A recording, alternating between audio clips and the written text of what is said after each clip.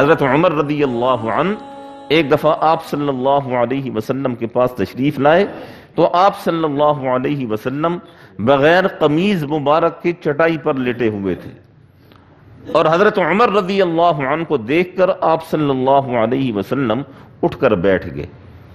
یاد رکھیں آپ صلی اللہ علیہ وسلم اپنے صحابہ کا بڑا اعزاز، بڑا اکرام فرمایا کرتے تھے۔ صحابہ تو بہت بڑی چیز تھے، اگر کوئی غیر مسلم بھی آ جایا کرتا تھا تو اس کے لیے بھی آپ صلی اللہ علیہ وسلم اپنی چادر مبارک بچھا دیا کرتے تھے اور فرمایا کرتے تھے کہ اس چادر پر بیٹھو۔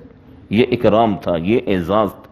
تو حضرت عمر رضی اللہ عنہ نے جب دیکھا کہ آپ کی کمر مبارک پر، آپ کی پشت مبارک پر اس چٹائی کے نشانات ہیں، جس طرح ہم لوگ چارپائی پر سوتے ہیں گرمیوں میں قمیض اتار کر تو اترتے ہیں تو کمر پہ جو ہے وہ نشانات ہوا کرتے ہیں، تو حضرت عمر رضی اللہ عنہ نے اس قسم کے نشانات دیکھے تو آپ رونے لگے۔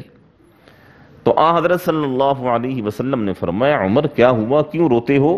تو حضرت عمر رضی اللہ عنہ نے عرض کیا اللہ کے رسول آپ وجہ تخلیق کائنات ہیں، آپ رحمت للعالمین ہیں، آپ دونوں جہانوں کے سردار ہیں، آپ پر اللہ نے نبوت کو ختم فرمایا ہے، آپ کو اللہ نے نبیوں کا سردار بنایا ہے، اور آپ کا یہ حال ہے کہ آپ کے پاس صحیح معنی میں بستر نہیں ہے، صحیح معنی میں آپ آرام نہیں کر سکتے ہیں۔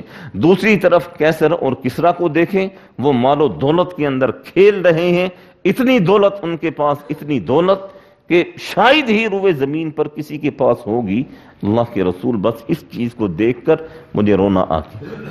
آپ صلی اللہ علیہ وسلم نے فرمایا عمر کیا بات کرتے ہو، کیا ہوا؟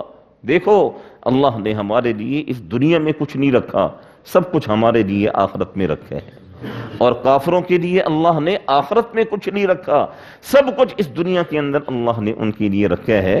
اس دنیا میں انہیں ساری سہولتیں، ساری آسائشیں دی جا رہی ہیں، آخرت میں ان کے لیے کچھ نہیں ہے۔ اور ہم مسلمان بھی یہی عقیدہ رکھتے ہیں، ہم مسلمان بھی یہی نظریہ رکھتے ہیں کہ ہمارے لیے اللہ نے اس دنیا میں کچھ نہیں رکھا۔ ہم مسلمانوں کے لیے آخرت کی نعمتیں، جنت، جنت کی نہریں، جنت کے کھانے، جنت کی ہر قسم کی نعمت وہ اللہ نے ہمارے لیے رکھی ہے۔ قرآن مجید میں اللہ فرماتے ہیں وَأَوْرَثَنَا الْأَرْضَ نَتَبَوَّأُ مِنَ الْجَنَّةِ حَيْثُ نَشَاءُ، کہ ہم نے جنت کا وارث بنایا ہے تم لوگوں کو، ہم نے جنت کا مالک بنایا ہے، بس اس جنت کو حاصل کرنے کی تھوڑی سی تگ و دو کرنی ہے۔ وہ تگ و دو کیا ہے؟ اللہ کے احکامات کو ماننا ہے، اللہ نے جن چیزوں سے منع فرمایا ہے ان چیزوں سے رک جانا ہے، تو انشاءاللہ ثم انشاءاللہ جنت ہمارے قدموں کے نیچے ہوگی۔ دعا فرمائیں اللہ تعالی ہم سب کو صحیح معنی میں سمجھنے کی، عمل کرنے کی توفیق۔